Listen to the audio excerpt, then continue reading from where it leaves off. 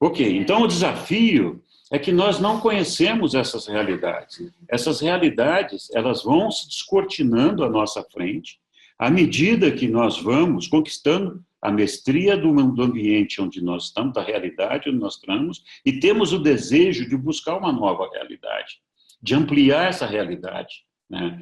Então, à medida que eu vou buscando a verdade, vou buscando as realidades, e vou tomando conhecimento, ciência daquelas novas realidades, eu vou promovendo o meu progresso, eu vou promovendo a ampliação do meu conhecimento, a ampliação da minha sabedoria, o meu conhecimento de Deus. Olha como Deus é capaz, olha quantas realidades novas eu tenho aqui, né? Então, esse processo é um processo que é colocado à nossa disposição, mas depende da nossa vontade, né? Nós vamos falar mais disso. Então, esse processo, ele traz implícito a ignorância sobre o desconhecido, né? Quem não tem experiência e vai viver uma determinada coisa, é ignorante a respeito daquela coisa. Faz parte do processo. A busca da perfeição é um processo experiencial, exercido através das escolhas que fazemos. A ignorância pode conduzir a escolhas equivocadas, que implicam em um erro, um desvio involuntário do ordenamento. O importante é a gente perceber que errou, né? E aí tentar consertar o erro e tocar a bola para frente, né? O desvio do ordenamento provocado por erro é implicitamente parte da aquisição experiencial. Como tal, ele é tolerável. Por que ele é tolerável? Ele é tolerável porque, assim, Deus não vai nos castigar e nós não vamos perder nossa condição de ascendentes por conta de um erro cometido. Mas nós temos que saber que esses erros têm consequências. Eles provocam uma consequência não só para nós, mas para todos os que estão à nossa volta. Independente de ter sido uma coisa deliberada ou não. Qualquer erro que seja cometido, seja ele qual for, ele provoca uma repercussão. Nós vamos falar disso aqui. Assim também como os acertos, né? Assim como os acertos. Os acertos também provocam. Exatamente. Então, a gente pode dar 1 milhão de exemplos, se quiser. Não, o André Vassilides, ele define muito bem isso daí. Ele fala assim, olha, é um acidente de trânsito, né? Você cometeu um erro, fez um acidente de trânsito lá.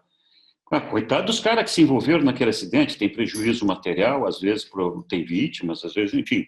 Mas e os caras que estão passando ali no trânsito, todo mundo se ferra, porque parou, aquele negócio não anda mais, ficou um congestionamento, não sei o quê.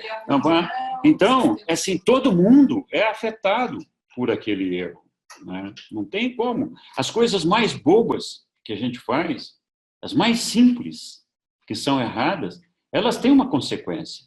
Muitas vezes imediata para nós e para as pessoas que estão à nossa volta. Então, não existe erro sem prejuízo. É uma bobagem a gente imaginar que um erro vai acontecer e que não tem um prejuízo. Mas isso não impede que a gente continue a nossa evolução. Por isso que a gente fala que ele é tolerável. Ok. Vamos falar um pouquinho mais da ideia do todo, para a gente compreender como é que esses erros afetam o todo e afetam não só a nós, mas as pessoas e o resto do mundo, né? O universo dos universos reflete uma unidade que a tudo e a todos inclui, uma ideia do todo. Nós já falamos, o nosso propósito é chegar no paraíso. E lá só cabe o perfeito e as pessoas que alcançaram aquele ordenamento do Pai. Então vão viver a eternidade ali. A natureza é a perfeição do paraíso, dividido pela incompletude do mal e o pecado dos universos inacabados. Esse quociente expressa tanto do perfeito quanto do parcial, tanto do eterno quanto do temporal. A evolução contínua modifica a natureza, fazendo aumentar o seu conteúdo de perfeição do paraíso e reduzindo o conteúdo de mal, de erro e de desarmonia da realidade relativa. Então, trocando em miúdos aqui, é o seguinte: qual é o nosso modelo de perfeição? É o paraíso e Avona, né? O universo eterno de Avona. Eles são os modelos de perfeição nossos. Tá? Os universos temporais, eles são imperfeitos. O que eles estão dizendo aqui, um dia nós vamos ser perfeitos como aqueles universos. Se a gente quiser saber onde a gente está, a gente teria que pegar assim, uma maneira de falar. pegar a perfeição que existe naquele ambiente do paraíso de Avona e dividir pela imperfeição que existe nesses mundos nossos. Então, se Avona fosse 1, por exemplo, e o nosso mundo fosse 0,1, porque nós só avançamos um pouquinho na nossa perfeição, não avançamos nada, quanto que o conjunto todo está perfeito, né? Está o resultado dessa fração. O dia que os dois forem iguais, nós vamos ser 1. Então, a meta é que a nossa evolução vai evoluindo, evoluindo, até que esse quociente, que nós não sabemos calcular, chegasse em 1. Isso só é possível no todo. Não adianta o Henricão bonitão, chegou na perfeição e está lá do lado do paizão, morando no paraísão, né? Não adianta eu fazer isso sozinho, né? Todos têm que chegar lá, porque senão esse negócio aqui não chegou, nós não vamos chegar nessa meta de sermos 1, de estarmos na eternidade, de estarmos na perfeição. No universo, cada unidade é uma parte do todo. A sobrevivência da parte depende da cooperação com o plano e o propósito do todo. O desejo de todo o coração e uma perfeita disposição para fazer a vontade divina do Pai. A vontade divina de ser perfeito como ele é, né? Um mundo evolucionário sem erro seria um mundo sem inteligência livre. Olha só. Então, não existe. Como é que um mundo evolucionário sem erro pode existir se não tiver uma inteligência livre? Vai ficar errado para sempre, né? Em Avona, só há mundos perfeitos, com habitantes perfeitos. O homem em evolução... Sim, César? Não? Tá bom. O homem em evolução deve ser falível, se houver de ser livre. Então, se nós não fôssemos falível, nós não seríamos livres, porque nós não teríamos a opção da escolha. Né? A inteligência livre e inexperiente não pode ser, de início, uniformemente sábia. É claro, se nós somos imperfeitos, nós não podemos ser sábios, nós temos que conquistar essa sabedoria. A possibilidade do juízo errôneo, o mal, transforma-se em pecado apenas quando a vontade humana endossa conscientemente e adota de propósito um juízo deliberadamente imoral. Então, quando a gente comete uma maldade ou um erro, propositadamente com consciência de que aquilo é um erro, que aquilo é realmente um pecado. Nós vamos falar mais sobre isso. Então, aqui o principal foco aqui é esse aspecto de que a sobrevivência da parte depende da cooperação com o plano e o propósito do todo, né? Ok, vamos lá. Ainda a ideia do todo. Então, é assim, só para a gente ter mais um pouquinho claro na nossa cabeça como é que funciona isso. Se um pai tem misericórdia com um filho culpado por graves erros, essa misericórdia pode resultar em provações temporárias para os demais filhos. Essas eventualidades são inevitáveis e inseparáveis da situação de se ter um pai cheio de amor e ser membro de uma família. Cada membro da família beneficia-se da conduta justa dos outros membros. Do mesmo modo que cada membro sofre a consequência imediata, no tempo, da má conduta dos outros membros. Famílias, grupos, nações, raças, mundos, sistemas, constelações e universos são relacionamentos de associação que possuem individualidade. Portanto, cada membro de todo o grupo colhe os benefícios e sofre as consequências das boas ações e dos erros de todos os outros membros do grupo. Então, exatamente, por isso que Jesus fala, olha, muitas vezes o seu sofrimento é consequência de outras coisas, de acidentes do tempo, às vezes até erros cometidos por outras pessoas.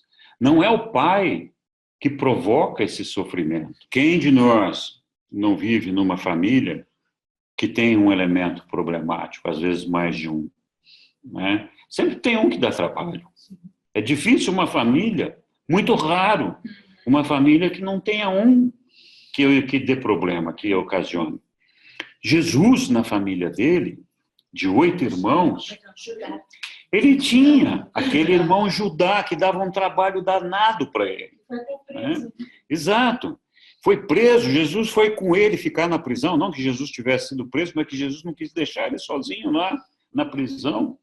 Foi lá ficar com ele, né? Os outros irmãos dele, Queria expulsar. o José e o Tiago, queriam expulsar o Judá de casa, de tanto trabalho que o cara dava, né?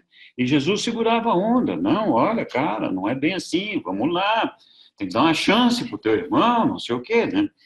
Mas imagina, então, isso é a mesma coisa. A família do universo dos universos, para o nosso Pai Celestial, é isso, né?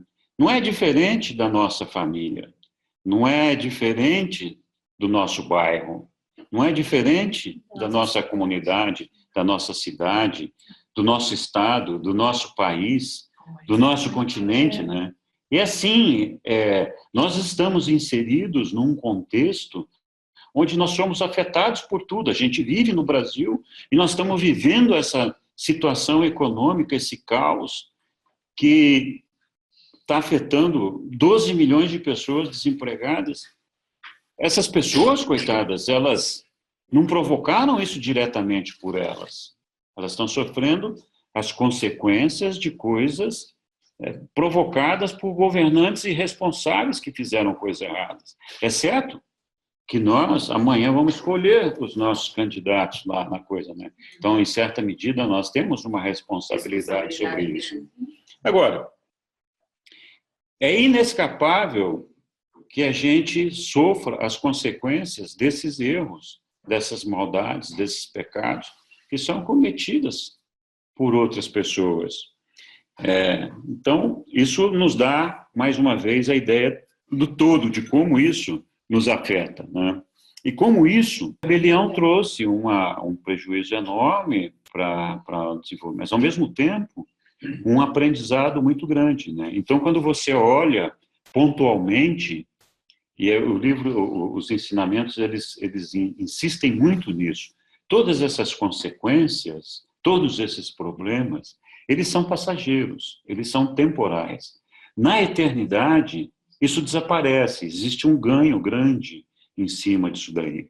E é por isso que eles falam também, olha, nós vamos discutir isso mais para frente, essas consequências, de maneira nenhuma, afetam o seu aspecto espiritual, o seu crescimento espiritual, a sua potencialidade de destino, de chegar a Deus e de chegar ao paraíso. Então, é claro, você sofre na pele esses problemas, mas jamais essas coisas que acontecem vão impedir que você possa alcançar a meta superna de alcançar o paraíso e de chegar no Pai.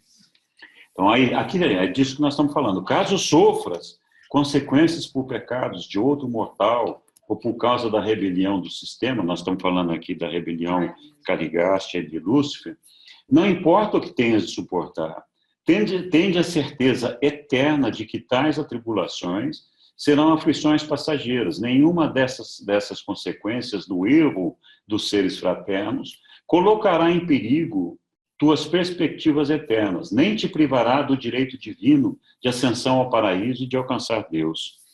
Então, é isso. Então, daí tem a misericórdia, que é que nos coloca de volta num plano de realidade. Tá bom, esse pessoal está fazendo isso de errado, ou teve esse atraso por conta desse problema aqui. Então, tem que relevar isso daqui, tem que dar um crédito para poder compensar uma parte dessas coisas. Acho que tem uma... Então, lá, há uma compensação, tá vendo? Há uma compensação para as provações que acompanham o pecado da rebelião. E aqui, na verdade, não é só o da rebelião. Qualquer tipo de problema, de situação que nos envolva por erros cometidos por outros, tem uma compensação por isso. Então, das repercussões consideráveis da rebelião de Lúcifer, que podem ser nomeadas, chama atenção para as carreiras enaltecidas dos mortais ascendentes, né, que, por resistirem aos sofismas do pecado, se colocaram na posição de tornarem-se futuros mensageiros poderosos. Cada ser que haja resistido ao teste daquele episódio do mal, por esse mesmo motivo, avançou imediatamente o seu status administrativo e elevou o seu valor espiritual. Ok. Então, falamos aqui do contexto do todo, né? Vamos falar um pouquinho do livre-arbítrio, né? As criaturas de vontade moral dos mundos evolucionários entregam-se sempre à inquietação de formular a pergunta impensada: por que os criadores, que são oniscientes, né, permitem o mal e o pecado, né? Essa pergunta a gente escuta com frequência, Nossa, né? Porque Deus deixa que um negócio desse aconteça, né? Então, não compreendem que se a criatura deve ser verdadeiramente livre, ambos tornam-se inevitáveis. O livre-arbítrio do homem que evolui e do anjo extraordinário não são meros conceitos filosóficos, ideais simbólicos. A capacidade do homem de escolher entre o bem e o mal é uma realidade do universo. Essa liberdade de escolher por si próprio é um dom dado pelos governantes supremos. E eles não permitirão a qualquer ser ou grupo de seres privar sequer uma personalidade em todo o amplo universo dessa liberdade devidamente outorgada.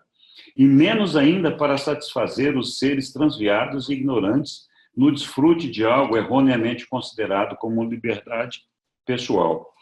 Então, aqui tem várias ideias que estão contidas aqui, né? A primeira de que o livre-arbítrio é necessário para que a gente seja livre. Então, mesmo no ambiente de perfeição, o livre-arbítrio está presente. Nós temos que ser pessoas livres, capazes de escolhermos, né? E nós tanto podemos escolher o bem, como podemos escolher o mal. O mal só pode ser escolhido se ele potencialmente existir, né?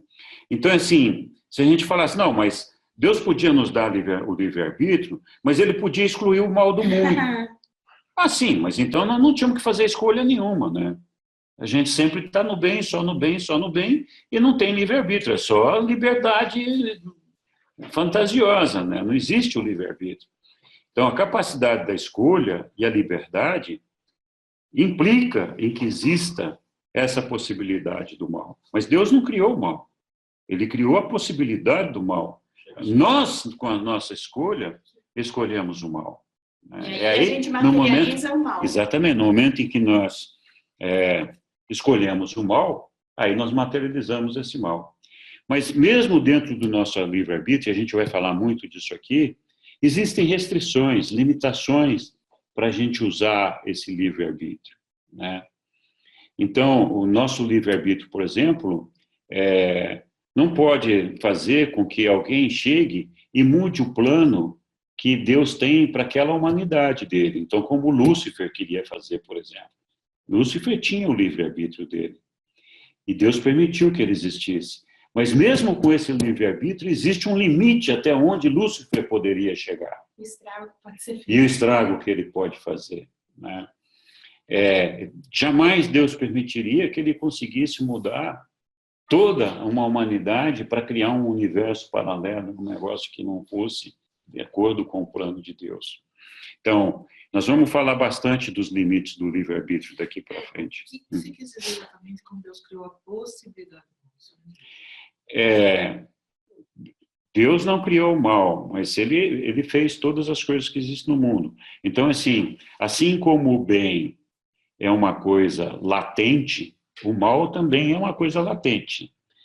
Ela está lá, mas ela só passa a ter realidade temporal a partir do momento que alguém abraça aquilo. Que alguém realiza. Que alguém realiza aquela maldade.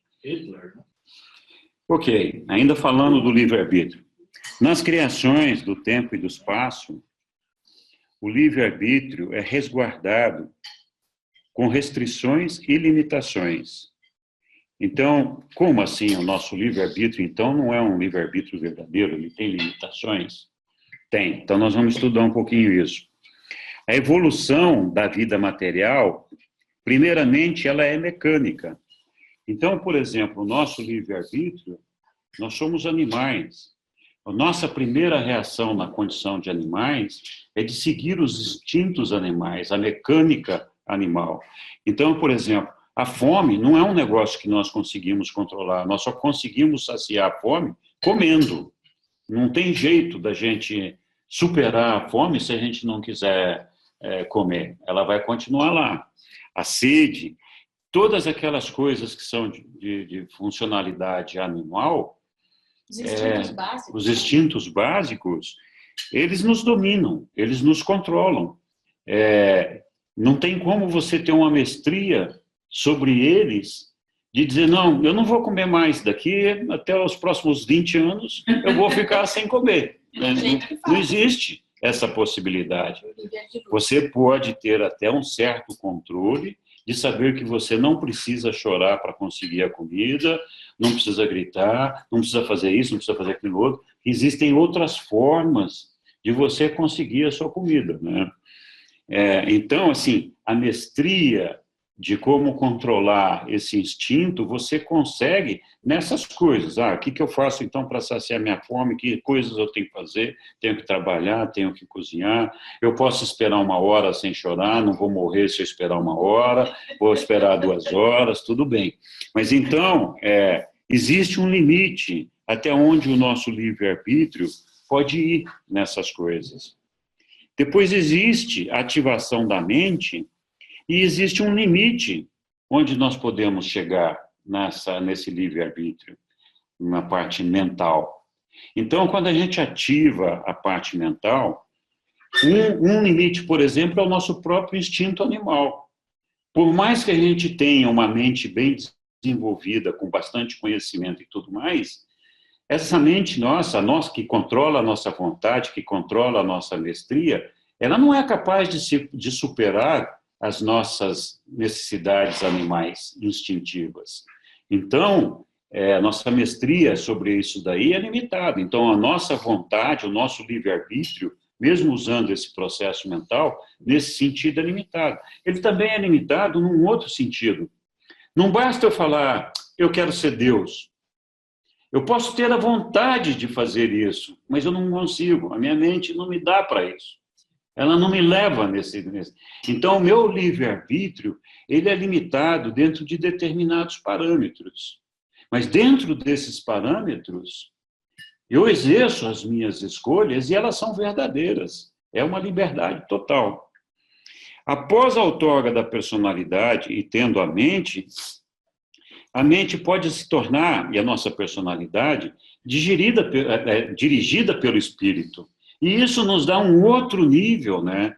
Um outro patamar de liberdade de escolhas e de desenvolvimento. Então, veja, que o nosso livre-arbítrio, ele evolui dentro de determinados parâmetros à medida que nós fazemos a nossa evolução. Quanto mais evoluídos, mais amplo é esse livre-arbítrio. Quanto menos evoluídos, mais estreito é esse livre-arbítrio, né? A evolução orgânica nos mundos habitados é fisicamente limitada pelos potenciais das implantações originais de vida dos portadores de vida, né? Então, não tem, desde o começo, de quando foi colocada a vida aqui, houve um processo evolutivo, e esse processo sempre foi limitado a determinados parâmetros, né? Por exemplo, nós não podemos voar. Nós não podemos voar, é uma limitação. Nós ainda temos doenças que nós não conseguimos controlar, é uma limitação, né? Então, tem uma série de limitações... Henrique? Oi? Dentro dessas limitações e desses parâmetros, o nosso livre-arbítrio, ele é absoluto, né? Sim. Dentro disso, ele é absoluto. Exatamente. Não tem nenhum questionamento sobre isso. Esses limites, eles, na verdade, são necessários porque eles são intrínsecos daquela natureza, daquela realidade que a gente está vivendo naquele momento. É por isso que a ampliação desses limites, ela cresce na medida em que nós ganhamos novas realidades. Se a gente imaginar assim, um vértice, um funil, que nós começamos no buraquinho lá embaixo do funil, que é o ponto concêntrico daquele funil, a nossa liberdade, o nosso conhecimento, o nosso ser está limitado àquele espaçozinho daquele buraquinho que existe ali.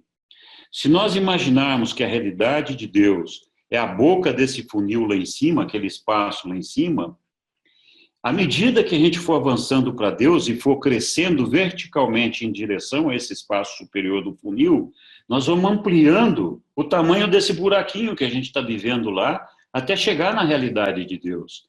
Então, essa experiência nos dá uma mestria e uma sabedoria que nos ensina a usar o livre-arbítrio de maneira apropriada numa realidade mais ampla. Então, sim, nós não precisamos de ter livre-arbítrio de Deus quando nós vivemos num buraquinho, num mundinho que a gente não sabe. Esse livre-arbítrio é desnecessário para nós.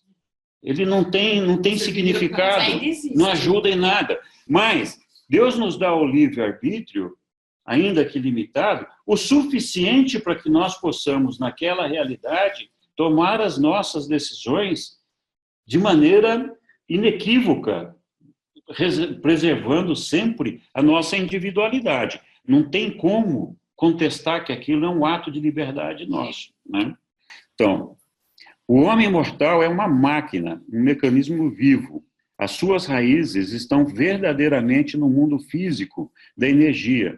Muitas reações humanas são mecânicas, pela sua natureza. Muito da vida é maquinal. Então, não adianta a gente vivendo aqui achar que a gente vai escapar dessa nossa natureza animal. O que nós temos que aprender é a lidar com essa natureza, a nos harmonizar com essa natureza. Nós não vamos conseguir fugir dela. Contudo, o homem é um mecanismo. Um mecanismo é muito mais do que uma máquina. Ele é dotado de mente e é residido por um espírito. E, embora em toda a sua vida material, olha só, ele nunca possa escapar da mecânica química e elétrica da sua existência, ele pode aprender cada vez mais como subordinar essa máquina de vida física à sabedoria diretiva da experiência, pelo processo de consagrar a mente humana à execução dos estímulos espirituais do seu ajustador do pensamento residente. Então, esse é o processo. Nós não vamos escapar da nossa condição de animal, de seres humanos. Então, quando eu falo disso, eu vou mostrar. Ainda não está nesse slide, acho que está no próximo. Está no próximo. Vamos continuar aqui. Então, o mecanismo limita a função da vontade, enquanto o espírito a libera. Então, olha só, a parte animal libera a nossa capacidade de vontade. Não, limita. Limita, perdão, libera. Desculpa, falei errado. Limita a nossa capacidade de vontade. Como animal, eu tenho fome, eu tenho frio, eu tenho sede, eu não posso controlar a minha vontade de não ter fome, de não ter sede. Tenho raiva, não tenho? Então, em todos os aspectos. Tem um monte de coisa ruim. A minha parte espiritual me libera disso daí. À medida que eu vou crescendo espiritualmente, eu sei lidar melhor com esses aspectos materiais. Eu entendo a necessidade, eu me submeto de uma maneira inteligente a essas necessidades. Eu passo a adquirir uma mestria de como lidar com essas necessidades, de como conviver com elas, sem me transformar num objeto, numa coisa que não tem significado e não tem valor, né? A escolha imperfeita, não controlada pelo mecanismo, não identificada com o espírito, é perigosa e instável.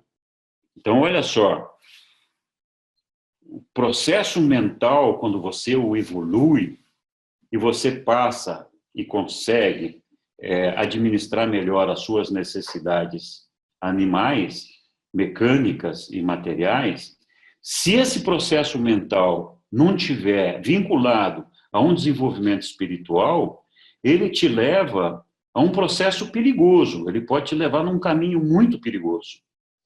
Por quê? Porque então você passa a se sentir o dono da verdade, o dono do mundo. E você acha que você é o bambambam, o orgulho, o egoísmo, eles afloram de uma maneira acentuada, porque você é quem conhece a verdade, você é o que sabe tudo, é o ego entrando em ação.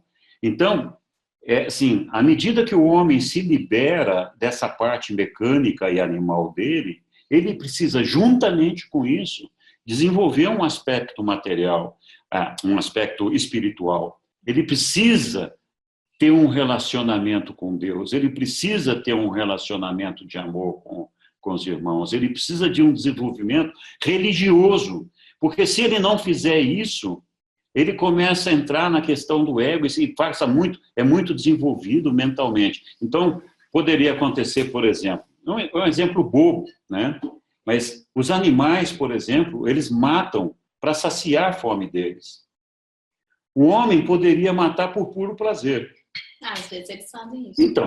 Então por quê? Uma pessoa que está espiritualizada não faria isso, porque sabe controlar esse instinto, essa coisa do prazer ali, aquele negócio ali.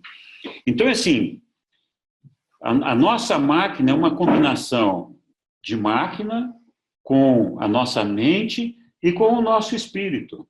À medida que nós nos liberamos da máquina e desenvolvemos a mente, nós temos que desenvolver o espírito. Se a gente não desenvolver o espírito, você desenvolver só a mente, você começa a se afastar da espiritualidade e começa a tentar também se afastar da animalidade, do animal. Você se considera superior ao animal. Então, você é meio que um deus, né? O ego aflora de uma forma e você começa, não é? Então, isso é o que acontece com a maior parte das pessoas, não é verdade? Se a gente pensar, então, dessa forma que eu estava falando aqui, essa assertiva que está definida aqui está correta. O predomínio do mecânico assegura a estabilidade às custas do progresso. Então, assim, quando a pessoa não se desenvolve mentalmente, nem espiritualmente, ela continua sendo um animal só, ela é uma pessoa estável. Ela não oferece surpresa. Ela não faz qualquer coisa que seja impactante, porque ela continua sendo um animal que responde aos seus instintos. Mas ela também não se desenvolve. Ela não cresce. Então, é o cara assim que dorme, não quer estudar, não quer trabalhar, quer ficar lá deitadinho no canto dele, quer comer, beber, né? Então, satisfazer as necessidades básicas. É a caixinha do conforto. O sujeito fica ali quietinho. Ele é um animal, reconhece que é um animal, aceita que é um animal e está feliz com isso. Não é verdade? Então, a pessoa então que tem esse predomínio mecânico, a gente pode não gostar das atitudes dessa pessoa porque elas são animalescas. Mas elas não inspiram cuidado. Você não tem que se preocupar com essas pessoas, digo, se preocupar no sentido de que elas possam te fazer um dano deliberado, porque ela está pensando mal, porque essa pessoa ela não traz impacto nenhum para a sociedade. Ela é um animal, verdadeiramente um animal. Nenhum de nós tem como saber qual é o julgamento que o Pai, os seres celestiais vão fazer sobre uma pessoa que adota esse tipo de comportamento. Porque, assim, de outro lado, nós recebemos estímulos o tempo todo para reagir, para evoluirmos, para crescermos de alguma forma, né? Então, eu não sei como que uma apatia de um indivíduo que se conforma em ser simplesmente um animal pro resto da vida vai ser julgado do outro lado, né? Porque também, em alguns aspectos, o livro nos fala o seguinte, que a estagnação, a falta de desenvolvimento, de crescimento, é o suicídio, é a morte espiritual. Então, o livro menciona isso em várias passagens. O sujeito estagnado, o sujeito que não cresce, é como se fosse o suicídio, como se fosse a estagnação, a aniquilação dele. Então, eu não sei qual é o julgamento de uma pessoa que fica restrita a esse nível, que julgamento os seres celestiais fazem disso e que tipo de misericórdia é aplicada sobre isso. Talvez, não sei, lá na primitividade, onde os homens tinham que se virar para caçar e trazer comida para a caverna, Então, esse fosse aceitável, não sei, e essa pessoa tivesse a possibilidade de, talvez no nosso mundo, não daquela forma fosse aceitável, mas até um determinado nível fosse aceitável. Mas num mundo de luz e vida, numa era de luz e vida, com certeza isso não seria uma coisa aceitável, né? Então, eu não sei, nos nossos dias de hoje, Qual é o parâmetro para a gente estabelecer isso daí? Não dá para a gente fazer um juízo. Eles têm dificuldade, eles mesmos, de chegar numa conclusão do julgamento, leva anos e anos, né, para fazer um julgamento de qualquer ser. Eu não sei, cada um reage de uma forma. O certo é que todos nós somos continuamente provocados a progredir, a buscar uma evolução, seja de uma forma ou seja de outra. Se você nunca reage a isso, eu não sei, eu acho que isso é objeto de um julgamento. Agora, que tipo de julgamento é feito, eu não sei. Mas eu sei que os extremos é possível avaliar. Eu acho que na primitividade, viver como um animal, talvez fosse aceitável aos olhos de Deus. E num mundo de era de luz e vida, provavelmente não. Então, eu não sei no meio do caminho como é que é. Só a misericórdia que vai dizer como é que funciona isso, para igualar, né? Ok.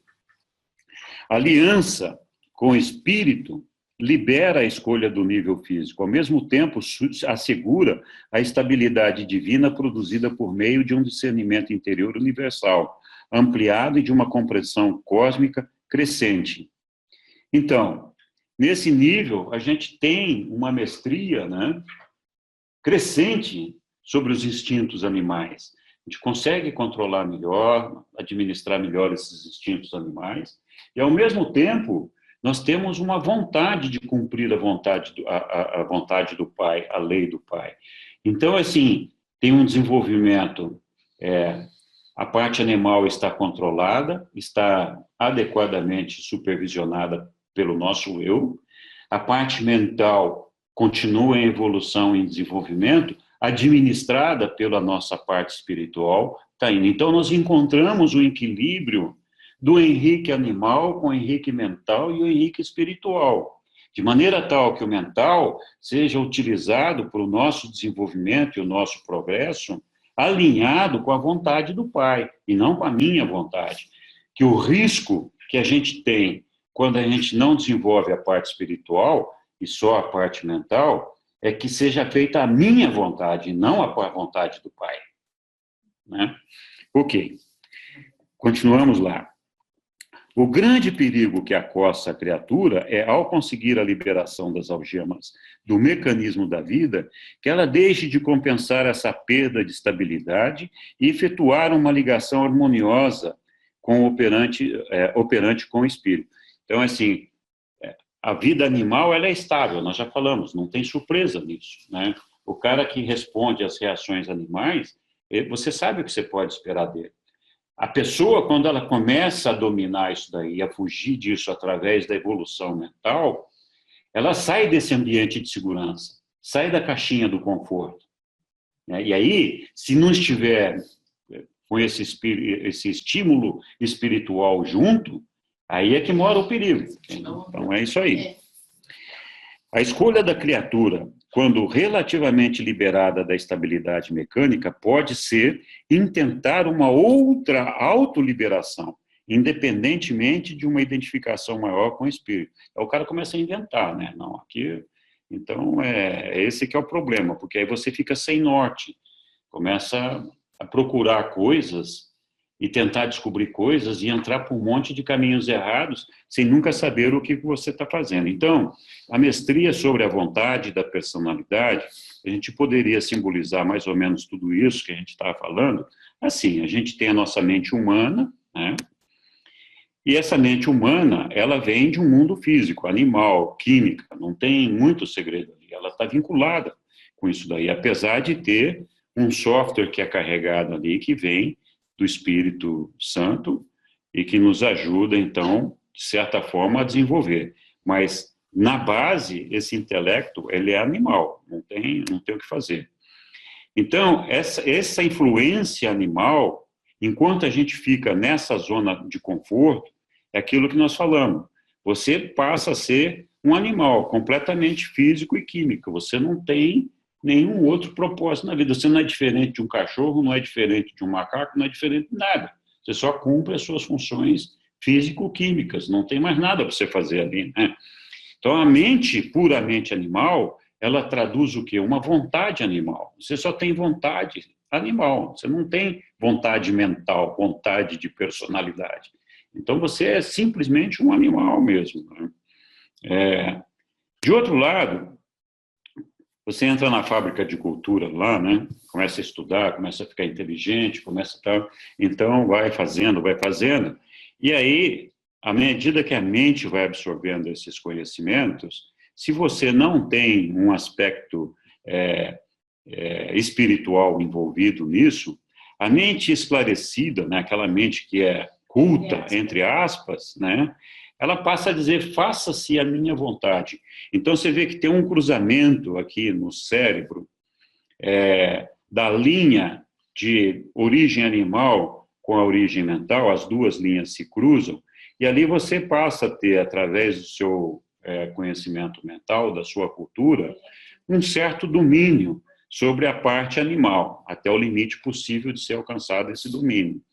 Mas aí você, então, passa a ser o dono do mundo, passa a ser a sua vontade, passa a ser aquela que é exercida exclusivamente pelo comando da sua mente e distorcido. Mas como nós temos um mundo espiritual com ajustador do pensamento, quando a gente deixa que ele, de alguma forma, participe na nossa vida, então você veja, a linha espiritual cruza com a linha animal e com a linha mental, então são 3 linhas atuando no cérebro, e aí você consegue harmonizar isso, esse é o papel da personalidade, conseguir harmonizar esse aspecto físico nosso com esse aspecto mental e essa característica espiritual. Então, quando a nossa mente é capaz de harmonizar esses inputs, então, aí sim, nós temos uma transmutação da mente animal para a mente espiritual, que é o desenvolvimento da alma moroncial, e aí sim nós atuamos para fazer a vontade do Pai. E aí a gente reconhece a filiação e reconhece a irmandade, né? Tá ali os molequinhos ali abraçadinhos, né? A gente reconhece a irmandade. Então, esse é uma aceitação e mestria das realidades humanas, com o desejo de evoluir e de ser perfeito como o Pai é. Então, à medida que a gente desenvolve a nossa alma, em algum momento nós vamos alcançar a nossa fusão lá com o nosso ajustador. Nesse momento, nós vamos deixar de ser animais, completamente animais. Lógico, quando nós formos para o mundo moroncial, nós vamos meio que deixar um pouquinho de ser animal, porque no mundo moroncial a gente continua sendo animal. Não pode esquecer que o mundo moroncial é uma transição entre a matéria e o espírito. Então, assim, a trama moroncial, ela é entrelaçada de matéria com o espírito. Então, ela tem mais de espírito do que o nosso mundo e menos de matéria do que o nosso mundo. Mas ela continua sendo um mundo material. Tanto que lá a gente come e bebe. Não vai ter os digetos, mas come e bebe. Então, assim, mesmo quando a gente sair daqui, a gente vai continuar tendo uma parte de nós, vai continuar sendo animal.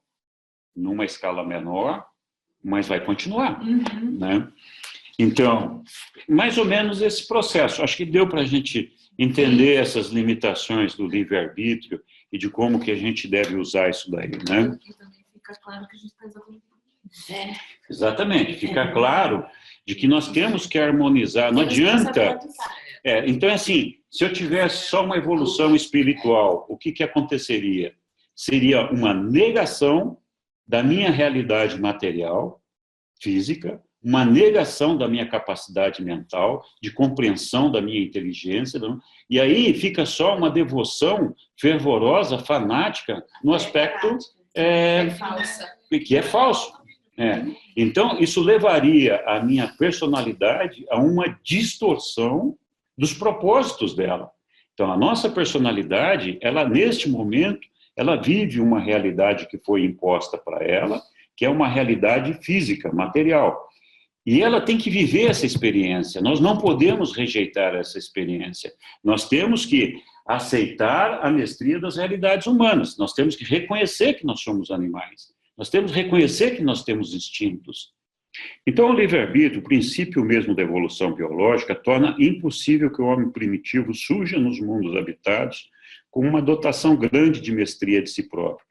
E, por isso, o próprio desígnio criativo que propôs a evolução do mesmo modo prevê aquelas restrições externas do tempo e espaço, de fome e medo que efetivamente circunscrevem o campo da escolha subespiritual dessas criaturas não cultivadas. À medida que a mente suplanta, com o êxito, barreiras cada vez mais difíceis, esse mesmo desígnio criativo também provê uma lenta acumulação de herança racial, de sabedoria experiencial, dolorosamente armazenada. Em outras palavras, para a manutenção de um equilíbrio entre as restrições externas que diminuem as restrições e as restrições internas que aumentam. Então, é isso mesmo. À medida que nós vamos eliminando a nossa dependência da vida material, a nossa dependência do nível mental e espiritual vai crescendo, né? Nós temos outras aspirações. E é nessa medida que o nosso livre-arbítrio vai crescendo, né? Ok. Ainda tem mais. Livre-arbítrio tem bastante, tá vendo? O livro, ele fala bastante sobre vários dos assuntos que nós estamos tratando aqui. A personalidade, do livre-arbítrio, do pecado, do erro, do mal, enfim. Eu selecionei algumas passagens aqui, né? Selecionei as passagens que eu achei apropriadas para essa apresentação.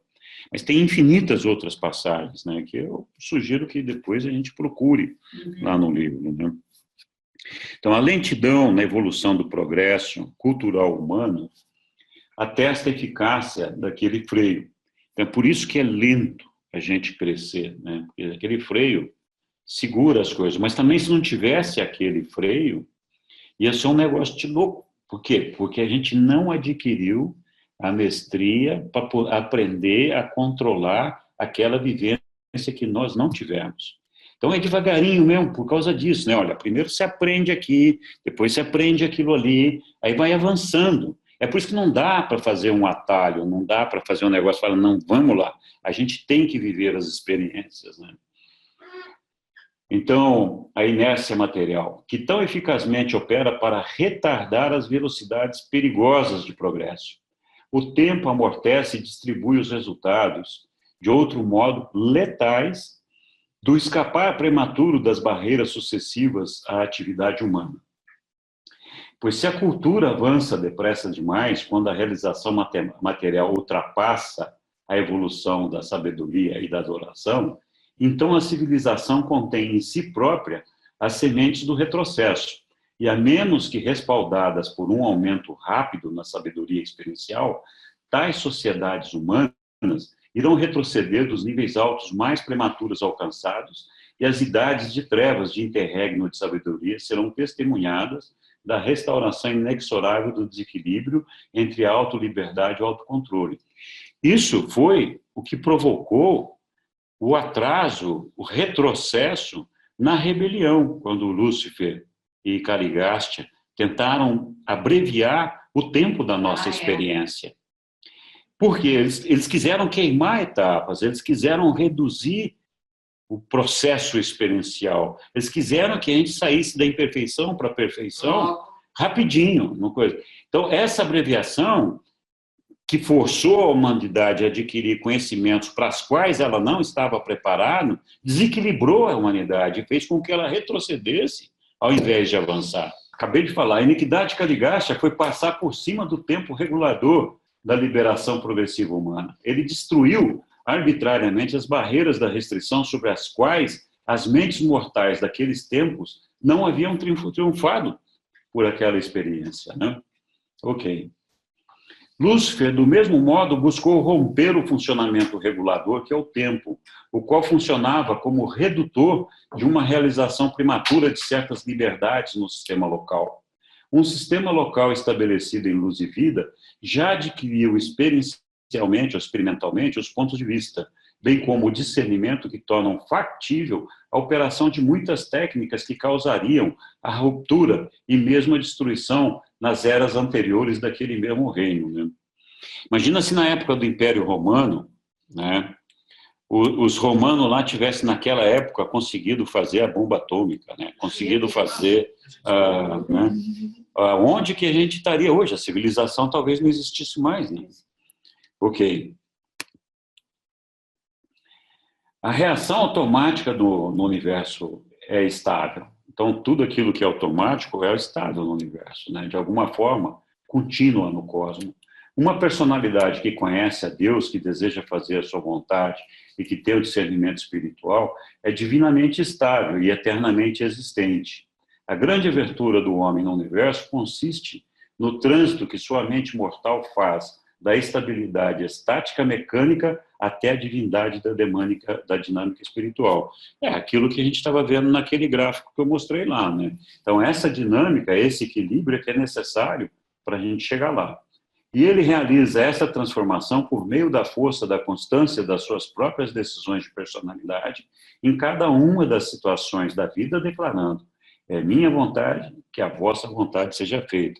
Jesus fez isso quando esteve aqui, né? Ele o tempo todo dizia: olha, a vontade do meu Pai que seja feita, né? Não a minha, o tempo todo. Né? Ok. A coragem requerida para efetivar a conquista da natureza e transcender ao próprio eu é uma coragem que poderia sucumbir diante das tentações do orgulho de si próprio. O mortal que pode transcender a si próprio poderia render-se à tentação de deificar a sua própria autoconsciência. Nós já falamos disso. O dilema mortal consiste no fato duplo de que o homem está atrelado à natureza, enquanto ao mesmo tempo possui uma liberdade única, a liberdade da escolha e ação espiritual. Nos níveis materiais, o homem encontra-se em estado de subserviência à natureza, enquanto nos níveis espirituais ele é triunfante sobre a natureza e sobre todas as coisas temporais e finitas. Esse é o desafio.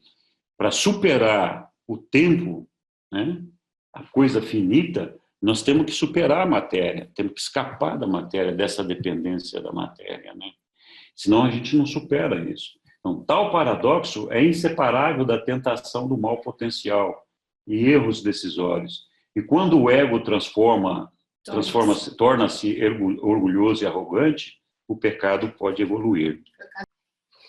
O espírito pode dominar a mente, e assim, pois, a mente pode controlar a energia. Contudo, a mente só pode controlar a energia por meio da própria manipulação inteligente dos potenciais metamórficos inerentes ao nível matemático das causas e efeitos, nos domínios físicos. A mente da criatura não controla a energia inerentemente. Essa é uma prerrogativa da deidade. Todavia, a mente da criatura pode manipular a energia e faz isso na medida em que se torna mestra nos segredos da energia do universo físico. Então, a gente pode controlar a energia? Pode. De que maneira? Transformando a energia, fazendo uma metamorfose dela. Então, você consegue transformar, transformar, por exemplo, a energia da gasolina na combustão do carro que faz o movimento do carro, a energia, né, de um gerador que faz a energia elétrica. Então, com o conhecimento, com a inteligência, com esse conhecimento e também com o conhecimento espiritual, nós podemos manipular e transformar as energias e superar várias dificuldades intrínsecas à matéria. Então, na eternidade, não existe evolução. A evolução. Não existe evolução? Na eternidade, não, porque a evolução para a perfeição, não. Porque já é perfeito. Já é. Na eternidade não tem evolução. A evolução só é possível no tempo finito, porque o imperfeito não existe na eternidade. Mas existe o mundo perfeito no tempo. Só que ele passa a ser eterno e não evolucionário. É isso que nós estamos dizendo aqui. É o caso de Avona, por exemplo. Avona é eterno, é perfeito, mas lá encontra-se o tempo e o espaço. Né? Tem tempo lá. Mas eles não é tipo, né? Evolução. Parece que eles têm um tipo de evolução na perfeição, né? Eles têm uma expansão experiencial com assistência de ensinamento que eles dão para os seres do tempo e espaço. Para nós e para também os que vêm do paraíso, que vão fazer As escolas. Escolas lá com eles. Lá. É uma universidade, né? Então, nesse sentido, sim. Então, assim, nós temos de um lado Deus nos ajudando nisso, não é pouca coisa, né? E do outro, nós ajudando a estabelecer o equilíbrio dessa matéria para que ela seja sustentável eternamente. Vou pensar aqui no seguinte, olha, quando a gente pensa em Salvington, né, que é a esfera de morada do nosso Micael, ela é uma esfera artificial, Sim. criada pelas divindades, lá, né, pelo nosso Micael. Ele dá uma condição eterna para aquilo ali. Sim. Quando a gente adquirir conhecimento necessário e divindade suficiente, nós podemos encontrar na física, na química, não sei aonde, as condições de fazer deste planeta aqui uma coisa parecida com o que é divino. Então, não sei, ou com o Salvington. Não sei o que a ciência vai nos permitir fazer. Daqui, eu não sei. Né? Mas o que eu sei é o seguinte, o objetivo dos 7 superuniversos é alcançarem o nível de perfeição de Avona. Ser perfeito, porque só lá, então, o nosso Supremo vai estar completo e terminado, e aí nós vamos estar, então, partindo de um segundo círculo de perfeição, que é o nosso, além daquele de Avona, né? Então, como que isso vai se dar a nível de matéria dos planetas, eu não tenho a menor ideia. Mas eu tenho a ideia de que Micael é capaz de fazer um Salvington. E tenho a ideia de que a ciência evolui. Eu não sei o que vai acontecer com o nosso planeta, mas alguma coisa deve conduzir naquela direção, não sei. Então é assim, para a gente entender o que a gente está falando aqui, porque sempre nós estamos falando que a vontade, a evolução, ela acontece no tempo, né? Não existe na eternidade. Ela existe tem um limite, então, um freio de até onde a imperfeição vai. E nós sempre temos muita dificuldade de entender esse conceito de eternidade e conceito de tempo. Então, geralmente, para nós, o tempo é uma coisa relacionada ao espaço. Então, a gente vai trabalhar um pouquinho isso daqui para a gente entender como é que funciona na nossa mente a questão do tempo e do espaço. Então, aqui, pensando no nosso sistema aqui, quando a gente pensa na Terra e no Sol, como é que nós medimos o tempo? Nós medimos o tempo com o nosso sistema de rotação da Terra, que cada 24 horas que ela gira sobre o eixo dela, né, em direção ao Sol, nós temos lá um tempo que passou de 24 horas. E a gente percebe que é noite e que é dia, porque quando a gente está com a face para o Sol, a gente tem o dia, quando está com a face. E se a gente tivesse 3 sóis aqui, um de cada lado, então a gente não tivesse noite, como é que a gente saberia que é dia, né? Ou que é noite? E como é que a gente mediria esse tempo? No caso do ano, é o movimento da Terra em volta do Sol. Então nós contamos lá 365 dias. Então nós contamos o tempo dessa forma. Se a gente tivesse 3 sóis, em relação a que sol nós contaríamos o tempo? De que maneira nós saberíamos se é noite ou dia? Então, fica assim, nós hoje conseguimos controlar o tempo e medir esse tempo em função desse espaço e dessa condição, dessa movimentação física, né? Mas pensa só, nos 7 superuniversos, nós temos um movimento contrário ao movimento de Avona, né? Avona está girando numa direção, os 7 superuniversos noutra. Imagina a dimensão disso. Cada superuniverso está girando também numa outra direção. Cada um dos universos locais gira numa outra direção. Cada um dos universos locais tem as suas constelações, os seus... Então, vai assim. Então, o que eu estou querendo dizer com isso? Cada um de nós tem um tempo, mas não existe um tempo padrão. É por isso que o tempo em Divinington é uma coisa, em Salvington é uma coisa, o tempo em Jerusalém é outra, por isso que o nosso tempo aqui é outro, e outros planetas aqui em volta da Terra deve ser medido de outra forma. Cada lugar é medido de uma forma, porque nós sempre calculamos o tempo em função do espaço, né? a gente tem que pensar ainda o seguinte, por que não tem o tempo padrão? Porque todo esse sistema que existe do cosmos, que a gente tem do universo dos universos, ele sofre um processo de expansão. Então, durante 1 bilhão de anos, esse negócio vai esticando assim que nem um chiclete, né? Pois durante 1 bilhão de anos, ele vai encolhendo assim. Então, é claro que essas medidas espaciais, elas mudam ao longo do tempo. Então, em algum momento, esse negócio de 24 horas, a gente tem que rever. Talvez não seja mais 24, seja 23, não sei o quê, né? E alguma coisa assim.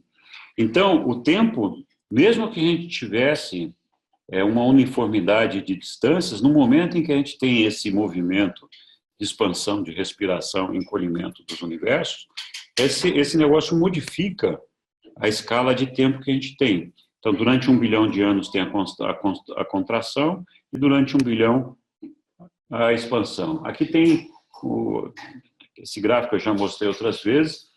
O presente momento que nós estamos é esse gráfico da direita, que é o que nós estamos agora em expansão. Então, é assim, essas duas esferas ou espaços que nós temos aqui acima e abaixo, se a gente pudesse dizer assim, da Ilha do Paraíso, que está aqui no centro desse negócio, são os espaços que são utilizados para absorver ou para ceder elasticidade para expansão ou retração do universo. Então, aqui nós estamos agora num movimento de expansão, na horizontal, e na vertical, esse movimento encolhe. Quando a gente está numa fase de recolhimento dessa respiração, Esse é um corte horizontal. É um corte horizontal. Então, aí encolhe esse movimento horizontal e cresce esse movimento vertical. Então, é uma dinâmica que existe aí. Isso aqui não é muito importante agora para o nosso estudo, mas só para falar de como que essa coisa... da respiração e de como que isso afeta, né, o movimento do espaço e o cálculo até mesmo do tempo. Então, o conceito do espaço, nós vimos o conceito do tempo. Para esse efeito, o espaço não se refere à superfície ou volume. Nós temos tido muita dificuldade, às vezes, de entender o próprio livro de Urântia, porque sempre que a gente fala de espaço, a gente pensa numa superfície ou numa caixinha, ou num ambiente, né, uma gaveta, um armário, um lugar que tem um espaço, né, um espaço físico, né? É um espaço contido. No livro, é esse conceito também, só que numa outra dimensão, né? Nós estamos falando na dimensão do cosmos, né? O espaço aqui para o livro é assim, é todo esse lugar preenchido com planetas, que entre os planetas existe uma energia, que é a energia da gravidade, linear ou não, que é a gravidade espiritual, a gravidade mental, enfim, nós temos uma série de gravidades que atuam nesse espaço. A material é a física, é a gravidade linear. Então, esse lugar que contém todos esses planetas, todos esses astros e tudo isso, que é um lugar, neste momento, delimitado, é o que eles chamam de espaço. Né? Então, o espaço, no conceito do livro, também, mas eles não estão se referindo à superfície de uma mesa, à existência de uma massa. Eles estão se referindo a um lugar que foi delimitado no vazio. Então, assim, antes que Deus tivesse criado o universo dos universos, o que tinha lá? A gente não sabe o que tinha lá, era só um vazio.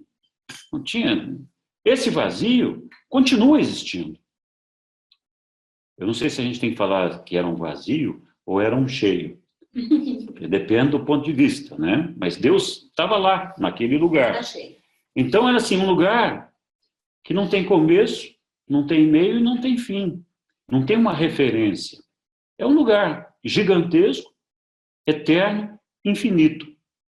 E tem localização ou localização? Não tem localização, não tem uma referência, não tem. Como é, você fala assim, não, de que lugar eu vou para que lugar? Ali naquele lugar não existe nada, é um vazio.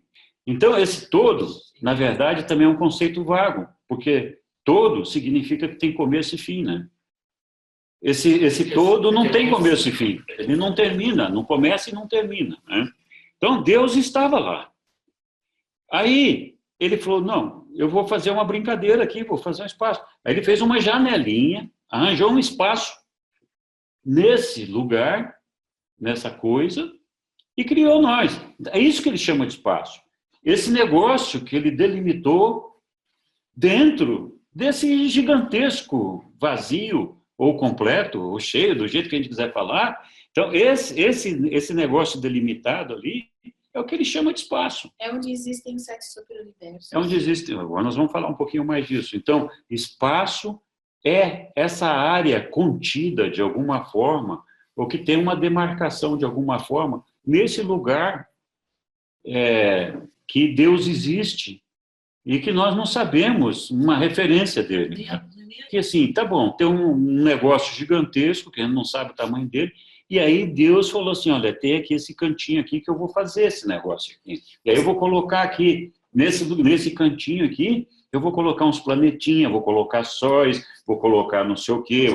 E aí, então, ele fez o espaço. Isso é espaço. Então, o espaço é a finitude dentro do... A ilha já existia antes de que existisse esse espaço. Então, assim, vamos dizer que você tivesse zilhões de anos da ilha em algum lugar desse ponto perdido aí. E você falasse, não, agora eu tenho que ir para a ilha. Qual é a direção que eu tenho que ir? Não tem, porque não tem referência. Não sabe qual é que é o caminho. Porque é um vazio completo, você não sabe nem onde você está. Aí abriu esse espaço. Ah, sim, nós podemos ir. Eu posso ir para a ilha. Porque a ilha, para nós, é uma referência. Nós estamos pendurados nela, né? Uhum. Então, ela é a fonte de energia, tudo que dá, que sustenta tudo que nós somos. Mas ela não faz parte desse espaço. Nós fazemos parte da energia que é gerada dela, né? Então tá, então assim, o espaço é uma área circunscrita, delimitada, que é aquilo que eu tentei acabar de explicar agora, sujeito a energias. Então o espaço ele tem que estar sujeito a energias, a gravidade física ou linear, e outras formas de energia, como mental, espiritual, ou circuito da personalidade. Nesse outro lugar, fora desse espaço, ele não está sujeito a energias. Ele não tem energia da gravidade nesse outro lugar. Porque não precisa. Não tem. Na infinitude não existe energia da gravidade. Lá na infinitude, lá na eternidade, fora do espaço, não tem essas energias. Não tem. Não precisa ter. Então, assim, outras áreas podem ter início, mas não ter fim, por não estarem delimitadas, mas estão sujeitas às mesmas formas de energia, como, por exemplo, os anéis exteriores. São os anéis. Então, os anéis exteriores, que fazem parte daquilo que é chamado absoluto, eu vou mostrar isso aqui, eles começam na periferia dos 7 superuniversos. Então, eles têm um começo. Uhum. O paraíso, por exemplo, não está sujeito à gravidade física ou linear. É, na verdade, a fonte dela. É eterno, fora do espaço e fora do tempo, é absoluto. Avona é o núcleo eterno da perfeição, e em torno dele gira a procissão interminável de universos, que constituem os experimentos evolucionários formidáveis, a aventura audaciosa dos filhos criadores de Deus, os quais aspiram a duplicar no tempo e reproduzir no espaço o universo arquetípico, o ideal de plenitude divina, suprema finalidade, realidade última e perfeição eterna. O tempo é contado ali, assim como o espaço. Está sujeito à gravidade física e linear. Entretanto, é de natureza eterna, uma vez que já é de perfeição. Portanto, fora da experiência evolucionária para si próprio. Presta um serviço evolucionário para os outros. Né? Ok. Então, vamos ver aqui o que a gente fala aqui do tal de ideias do espaço aqui, né? Então, a gente tem aqui, no centro ali do círculo dos 7 superuniversos aqui, tem uma ilha do paraíso cercada dos seus 21 mundos de perfeição e o universo de Avona com seu 1 bilhão de esferas perfeitas distribuídas em 7 círculos. Aí tem o espaço da escuro, da massa escura lá, que é a zona de antigravidade, e aí vem depois os 7 superuniversos, que são os universos evolucionários. E aqui para fora estão sendo desenvolvidos os anéis exteriores, que também contêm infinitos universos aqui que estão sendo desenvolvidos. Então, o espaço finito é o espaço compreendido pelos 7 superuniversos evolucionários. Eles estão limitados no espaço, de um lado, pelos anéis exteriores, que estão iniciando aqui, e de outro lado, pelo universo central, de Avona e tudo mais. Então, esse espaço aqui, ele é delimitado. E é aqui que acontece, por isso que eles chamam que esse aqui é o espaço finito e é o tempo finito. Então, nós somos o espaço finito e também o tempo finito, apesar do tempo não ser padrão, porque cada um desses mundos aqui, regiões aqui, pode ter uma maneira de medir o tempo diferente da nossa. Então, do outro lado, o que nós temos? Um espaço que começa aqui nas margens do espaço dos superuniversos, mas que pode não ter fim. Ele avança numa direção do nada. Sabe lá quantos negócios Deus vai criar ali. Então, é um espaço não limitado. Se ele está não limitado, o conceito, a ideia, é de que a ausência de espaço. Mas ali tem tempo. Porque do mesmo jeito tem as esferas girando, e é um mundo evolucionário também. Então, assim, é por isso que o conceito de absoluto é a superação, né? É o perfeccionamento fora do espaço e dentro do tempo. Então, o finito, ele acontece dentro do espaço e dentro do tempo. Então, eles, olha, eu tenho um projeto aqui, tenho a Ilha do Paraíso, aí tem lá o universo central de Avona, que é perfeito, aí vou perfeccionar esses mundos que estão em volta aqui, e aí esse aqui tem um critério, uma escola, uma maneira de se desenvolver, que eu vou utilizar esses seres para fazer a expansão de um outro projeto. E esse outro projeto, então, existe um projeto de que esse espaço finito ele esteja perfeccionado dentro de um limite de tempo. Nós podemos achar que o tempo, quando você fala de, sei lá, 5 quinquilhões de anos, já é eternidade, já não é mais tempo, mas para Deus é tempo. Ele fala, não, nesses 5 quinquilhões de anos, esse projeto vai ter que estar terminado, e esses caras aqui são perfeitos e prontos, isso aqui é um projeto terminado e acabado. Né? Agora vamos começar outro. Né? Ou começamos, então, mas é um projeto que esse outro, de repente, o primeiro anel vai ficar perfeito.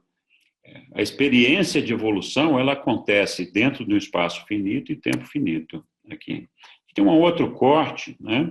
A Ilha do Paraíso está aqui, ó, no ponto central aqui. Vejam só, a gente tem um espaço aqui todo, esse espaço que está aqui, que eu estou chamando de espaço, mas não é espaço, esse plano. Entendi o que você falou. Esse espaço aqui é aquilo que eu estava dizendo, apesar dele estar circunscrito aqui, que é aquele negócio antes da gente ser criado, né? Que é um vazio, ou então esse é o espaço. Percebam que a Ilha do Paraíso, que está no ponto central, ele é da mesma cor. Então, ele não está inserido no espaço. Ela é fora do tempo e do espaço. O espaço que emana daqui é esse aqui. Você veja que tem anéis aqui, né? Esses anéis aqui funcionando como se fossem tubos em círculos. Então, aqui está a Avona, aí tem o circuito dos 7 superuniversos, e depois tem 1, 2, 3, 4 anéis exteriores, que estão contidos dentro de um espaço. Vejam aqui, parece uma câmara de ar com os tubos dentro, né? Então, isso é o que eles chamam de espaço. E assim, quando esse negócio aqui estica horizontalmente, esse espaço vazio, desocupado aqui, ele encolhe. Quando esse espaço horizontal contrai, que é a respiração do espaço, esse daqui estica, né, para cima e para baixo. Mas veja que isso aqui é uma coisa criada num lugar que não existe nada. Então, por isso que eles chamam isso de espaço. Né?